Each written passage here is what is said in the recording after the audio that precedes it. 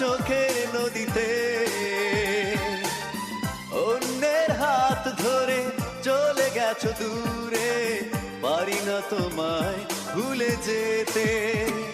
ও প্রিয়া, ও প্রিয়া তুমি কোথায়? ও প্রিয়া, ও প্রিয়া তুমি কোথায়?